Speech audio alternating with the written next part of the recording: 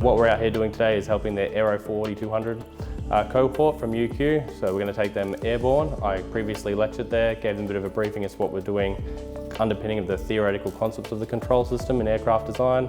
We're going to get those students airborne for some experimentation now, so get them airborne, collecting some data on the stability, particularly longitudinal static stability in flight. This data shows them how we're going to validate designing aircraft in the real world, help them in their careers, in their first jobs, designing a stability curve for an aircraft, something they're learning at UQ at the moment. And once they get into the industry, there will be points where we have to validate and verify that data by going out and experimenting on an aircraft. So this gives them an insight into that, into their early careers, and I'm excited to give them this product. I thought we'd actually be going and looking at planes, and I was looking forward to that, but then I realized we're going to actually be up in the plane and experiencing everything for ourselves, so that was very exciting, and I was looking forward to it the entire semester, and now actually having done it, it didn't disappoint at all. I loved how you could experience, all the forces, the G's when they're doing the maneuvers.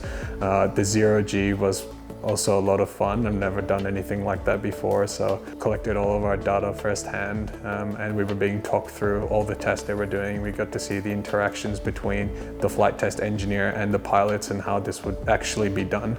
So that was a very unique experience, and I'll definitely hold on to that going forward. Yeah.